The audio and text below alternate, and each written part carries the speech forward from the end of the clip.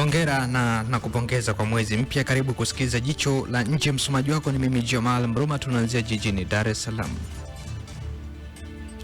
Waandishi wa habari nchini wamepata fursa mpya ya kuonyesha mchango wao katika maendeleo ya taifa baada ya kufunguliwa rasmi kwa mashindano ya Samia Kalamu Award awamu ya pili yatakayowahusisha waandishi wa vyombo vya habari kutoka Tanzania bara na Zanzibar. Akizungumza wakati wa uzinduzi wa tuzo hizo, mwenyekiti wa Samia Kalamu Award na mkurugenzi mkuu wa TCRA Peter Philip Mwasalianda amesema mashindano hayo yanalenga kutambua kazi za uandishi wa habari zilizoibua suluhisho, kuhamasisha maendeleo ya kuleta mabadiliko chanya katika jamii.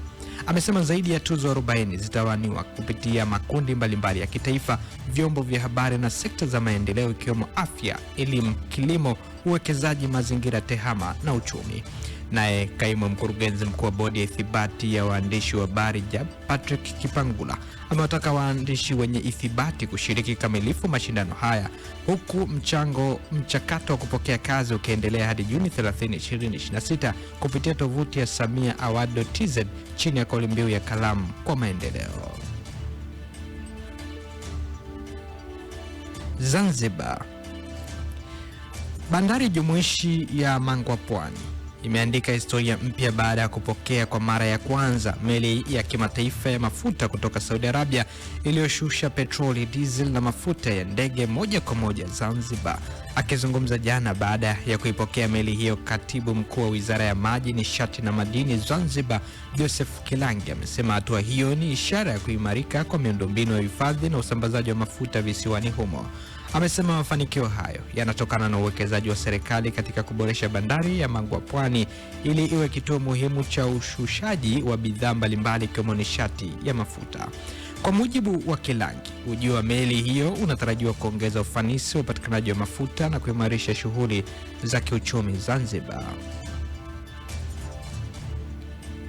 Dar es Salaam.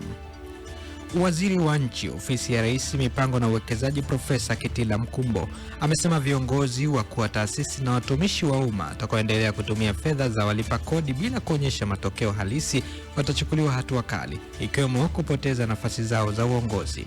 Profesa Mkumbo ametoa kauli hiyo Ikulu jijini Dar es Salaam wakati wa mkutano na waandishi wa habari uliolenga kujadili utekelezaji wa Dira ya Taifa ya Maendeleo 2050. Amesema mfumo mpya wa utekelezaji wa dira hiyo utaweka mkazo kwenye matokeo ya kazi badala idadi ya shughuli zinazofanyika, mikutano inayofanyika au rasilimali zinazotumika. Unaendelea kusikiliza Jicho la Nje kutoka hapa Big City Breakfast, na hivi sasa ni habari za kimataifa. Nchi ya Ethiopia inatarajiwa kufanya uchaguzi siku ya leo katika zoezi ambalo chama tawala kinatarajiwa kushinda kwa kishindo kutokana na upinzani uliogawanyika na dhaifu. Chama cha Prosperity cha Waziri Mkuu Abiy Ahmed kwa sasa kinashikilia zaidi ya viti 500 katika baraza la wawakilishi na kinatarajiwa kupata ushindi mkubwa katika uchaguzi huo. Ushindi huo utamwezesha Abiy kupata muhula mwingine wa miaka 5 madarakani.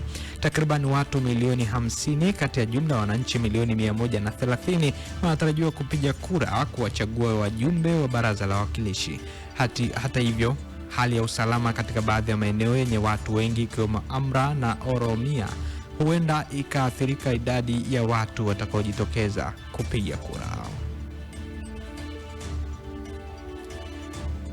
Wauguzi 4 waliokuwa wanatibiwa baada ya kuambukizwa virusi vya Ebola wameruhusiwa kutoka hospitalini huko Bunia, mashariki mwa Jamhuri ya Kidemokrasia ya Kongo. Shirika la Afya Ulimwenguni WHO lilisema kwenye taarifa yake ya jana kwamba wagonjwa wengine zaidi wanatazamiwa kupona, hasa pale ugunduzi na matibabu yatapoanza mapema, huku juhudi za kukabiliana na ugonjwa huo hatari zikiongezeka. Mwishoni mwa wiki iliyopita, mfanyakazi mmoja wa maabara aliyekuwa ameambukizwa alipona ugonjwa huo na hivyo kuifanya idadi ya waliopona kufikia 5.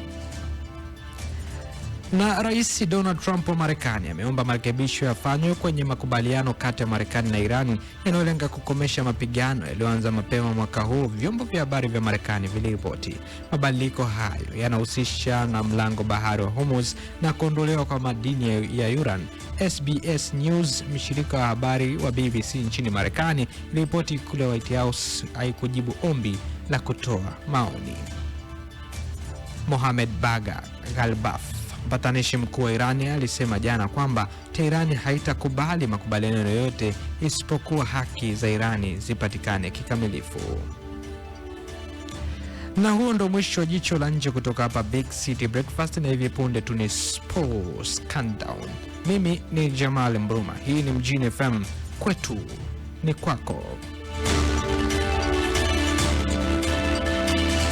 Jicho la nje.